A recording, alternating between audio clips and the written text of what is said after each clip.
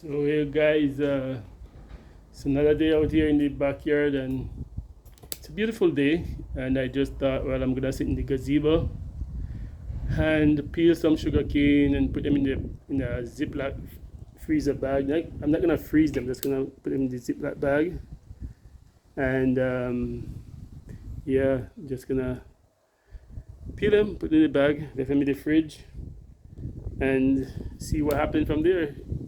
If my daughter come before they're done, there it's good. But if she come after they're done, there's still a lot more cane in the root there. Yeah, man, I'm out here. I'll give you a little process of what I'm doing. A little bit of the picture of what I'm doing out here. So, yeah, we're gonna be sitting down here.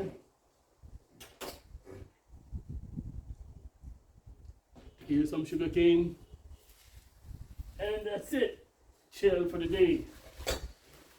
Get a glass of water. Put the bowl to put it in. Cane in. And I should have shown you again. I keep forgetting to do the videos.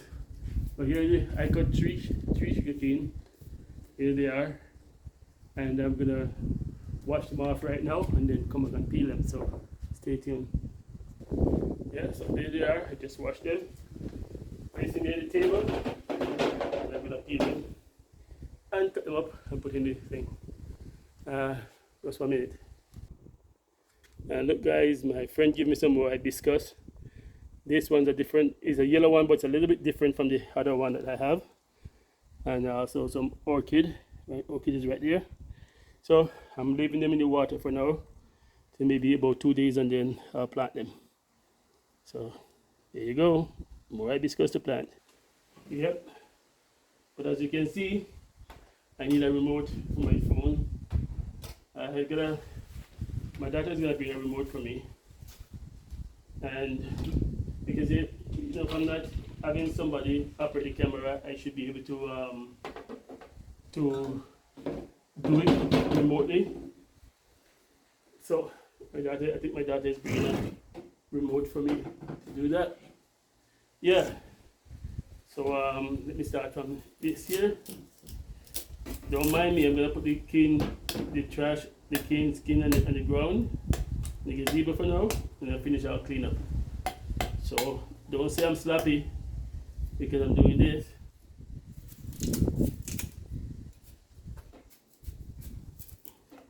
I don't want to put them on the table, so I'll put them right on the ground there for now, then I'll sweep this place out and then map it out, so don't worry.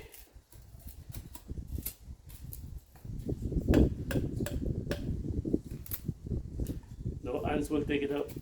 No ants will come in here after that, because I'm gonna make sure I map it out good and clean up properly.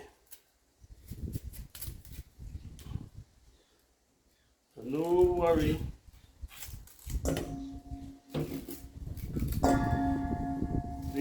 This particular cane is very small, so I'm just gonna cut them out like that.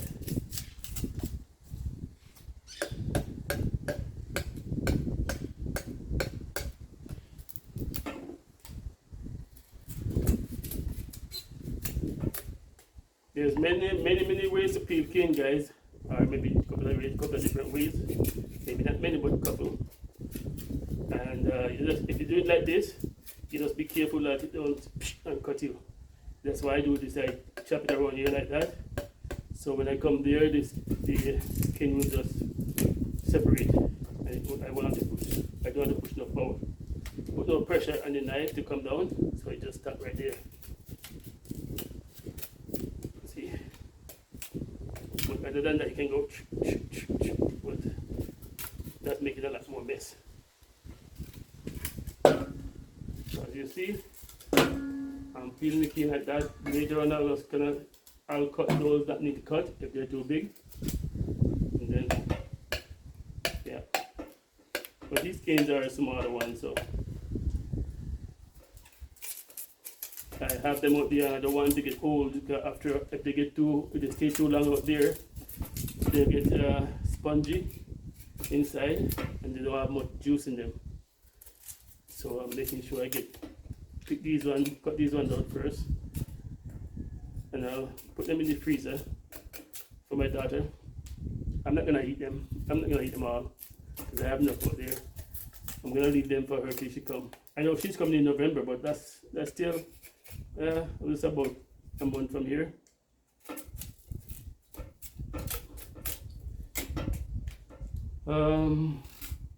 Yeah, my sister is coming, I think, the end of the month, so she can get some too. Not these ones though. She can get one from the garden.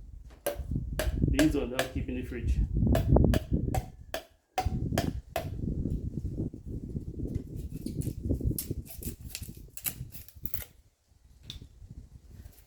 But the funny thing, I think last week I cut a cane, and I decided I was gonna peel it and put it in the fridge, and I stood right over there peeling it, and I start eating, and the next thing I know, the whole cane was finished. It was a small one, but still. But I don't eat cane too often, but that's why sometimes they tend to stay there and get hold. These now, I'll leave them until they come.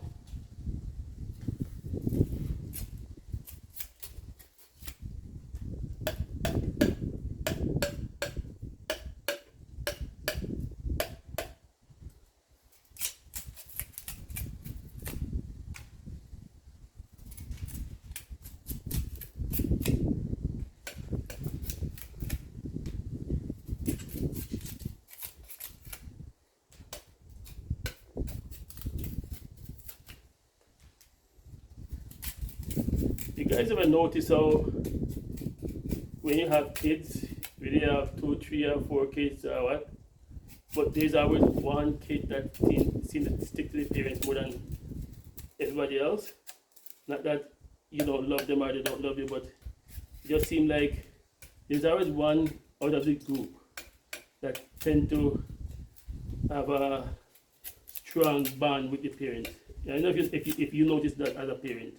That you have one of your kids that even though you get along and the other ones are good, there's always one that seems to be so much more mindful of you or closer to you than the others.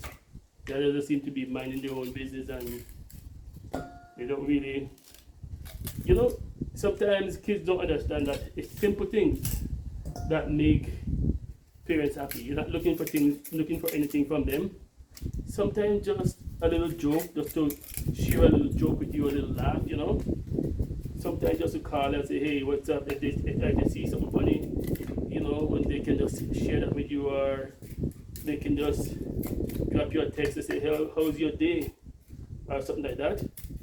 And because they're busy, they're adults and they have their lives and they have their things.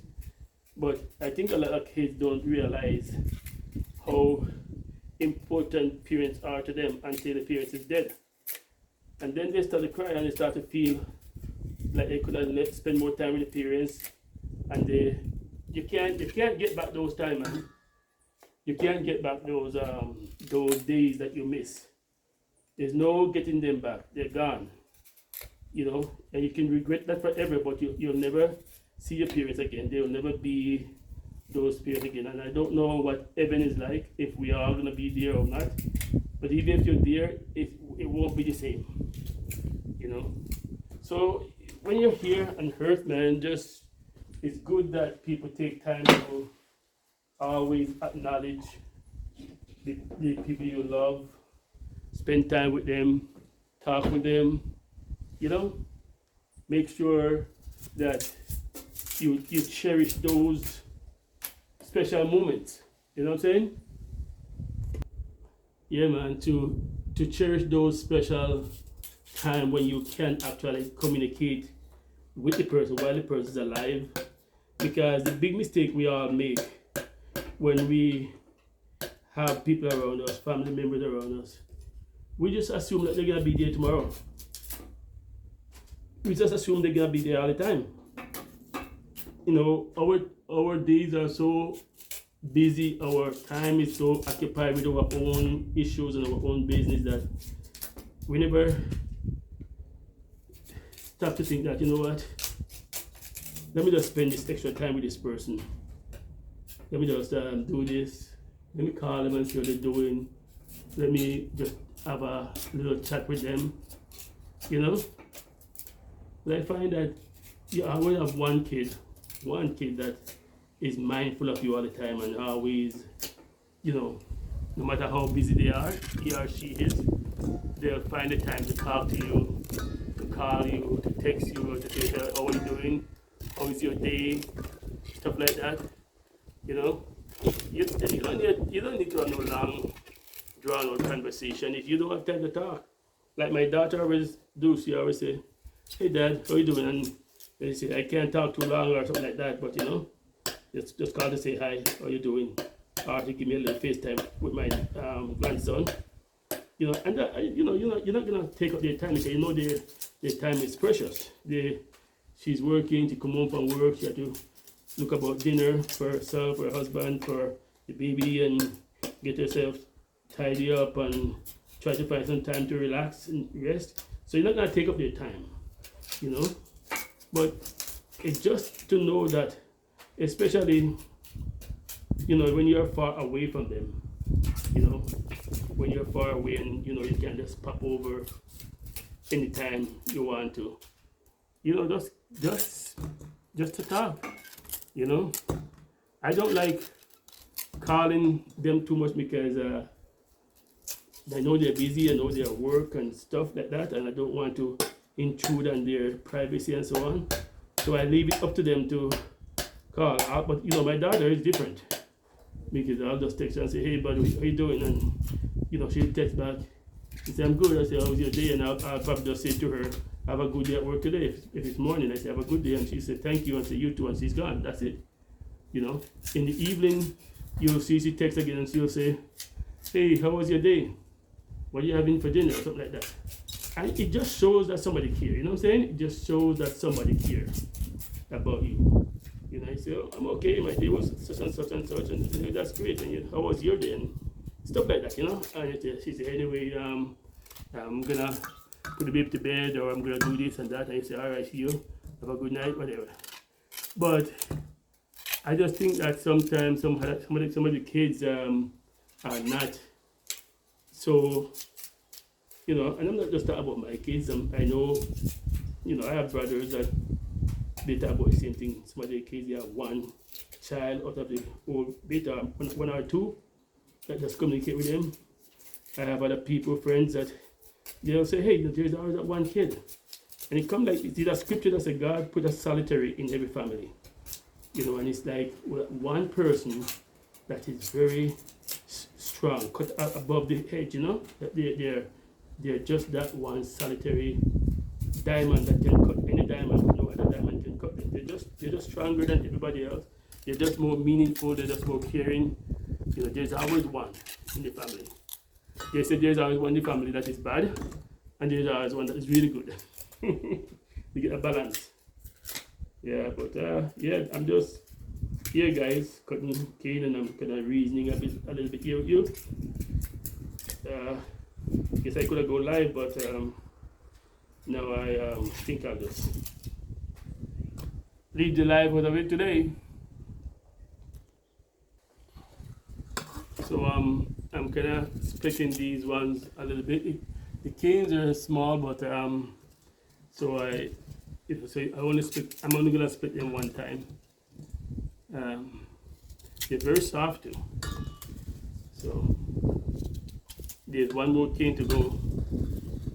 Then I'll just wash these again and put them in the freezer bag and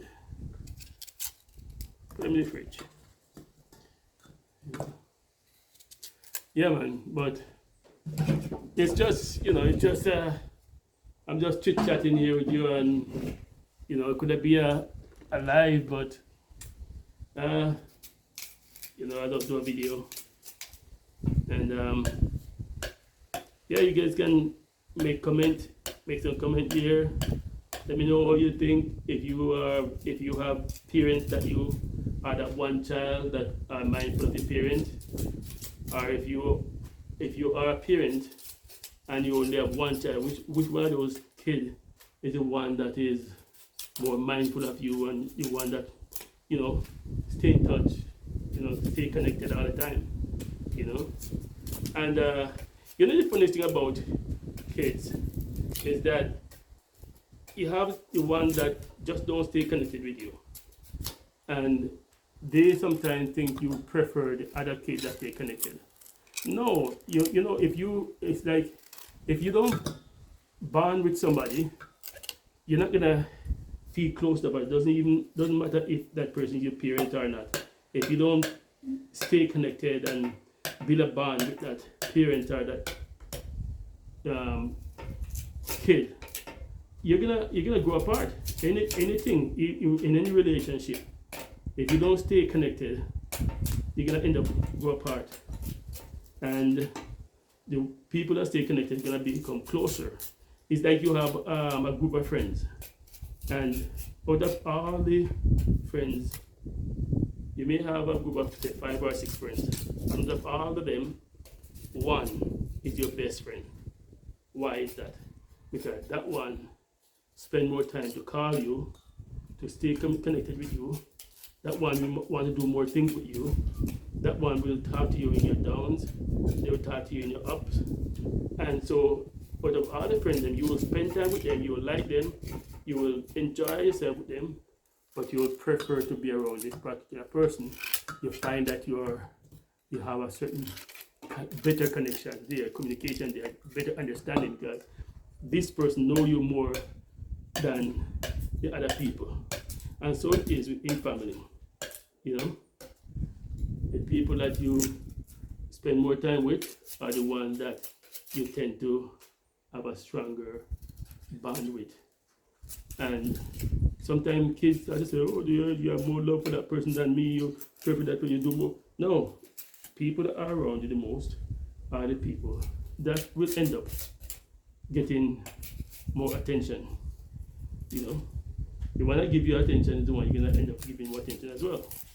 But everybody has their own personality, and everybody express themselves their own way. But the people just have to understand that. Well, if your thing is if you are more kind of what do you call it here,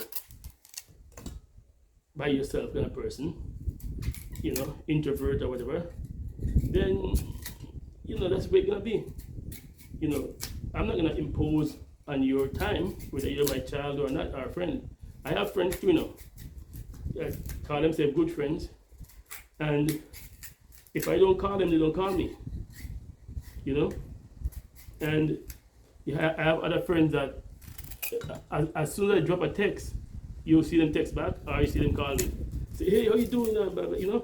And they'll call me out of the blue too. I have friends in Canada that some of them, they're happy when I call them, but they'll never call me. And then I have another friend there that anytime I text this guy, even when he's at work, he's texting back. Or he's taking, you see taking time out and said, hey, I'm at work, but what's up with you? How you doing? And glad to hear from me, and he has so much to say, and we chat and we joke a little bit, But you have other friends, the only time I hear from them is when I call them. And then I was thinking about you, man, but and the thing about it too, sometimes they have more to say to you when you call them than what you are to say. They don't even know what you call them about, because the moment you call them, they have so much to say. And they never stop talking until when they finish saying what they have to say, they say bye. And they won't call you. But you check those friends out that you text, like my friend in Canada there. If I just text him and say, hey, how you doing? No 2 twos, he's texting back. And it's not because he's not busy. He's busy because he has like 2 jobs. He's always working. But he just take a time off his work and step aside and say, hey, I'm not working it, but hey, I see your text, man. How's everything? I say, oh, good. I said, yeah, man, I'm out here at work. And he's always he's a really funny guy. He like to, joke a lot, Sometimes He's always have something fun to tell you and something to laugh, make you laugh, you know. And he's just that kind of person. While I have other friends that never call me, and if they don't hear from me, they assume that I don't want to talk to them. And I'm telling like, buddy, the phone go two-way, man. The phone work two-way, you know. And then sometimes they'll tell you, oh, I'll call you, man, just leave the phone. Never call me because I don't see no call. Don't see no call on my phone, but they'll try to tell you that they call. You don't call, you know. And that's how it is in any relationship, man. Whether it be your kids, your good friends, your wife, your husband. If you don't keep connection, you're gonna lose that person. And when you lose that person, don't blame them. Blame yourself for being such a introvert, as you call it, and not wanting to, and be too blooming lazy to pick up the phone at time and call, or too blooming lazy to talk. You don't want to talk. Whenever the person calls you, just have like not much to say, nothing much to say. You know, I could call my brother and we just talk. You know what? Life is not so serious, man. Life is not so serious. No, don't take life so serious, guys. Don't take life so serious, man. You know, lighten up. You know, you can't make things work for you. You've got to learn to take it easy, man. I can say that, man. You gotta learn to take it easy.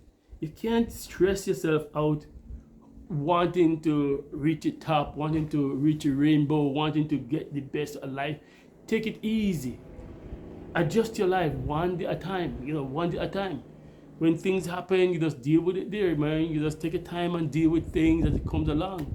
You know, you don't sit down and worry about tomorrow. That Jesus says, don't worry about this tomorrow, man. Tomorrow have enough worries for yourself. Just deal with today. Deal with today. You know, nobody says you should be mindful of tomorrow, but don't worry about it because you can't fix that. And worrying about it won't make you fix it. But if you sit down and allow the peace of God to reign in your heart, you will begin to see things clearly. You'll be able to see things through. You know, but if you stress yourself about things, you're not gonna be able to see anything through. You know, you want to reach too far too quick, and you want too much in life too quick. Who say you're gonna get rich, and who say you have to be rich? Who say you have to be rich? Learn to be content. Learn to live in your means. Learn to live on little. Stop reaching for the superstar lifestyle. Stop going out there and making yourself a spectacle. Just try to live within your means. Do your thing. Be simple. And if riches come, you'll be able to handle it. If it don't come, you'll still be able to handle it. Because you learn to live within your means. You know, there are sometimes you just have to just look at where you're at. Consider what you have. And say, this is it. You know that sometimes it's the simple things that make you become wealthy or rich. Sometimes you're doing too much. Sometimes you're reaching out for too much. Sometimes you're trying to do too much. Sometimes you just learn to do the simple things and wait on time. The Bible says riches is not for the intelligent. It's not for those who are smart. It's not for those the strong, nor the wise. It's a time and chance happen to them all. Time and chance. Time and chance. So just take your time, do what you're doing, live within your means, and it will come to you. If it will come, what is yours will be yours. God bless you guys. Continue to subscribe, share the video, like and comment, and let me know what you think. So here is the rest of the cane, man. The cane is, I finished cut it up now, and I'm gonna take it inside and wash it and put it in the bag and then put it in the fridge. Thank you for watching, guys.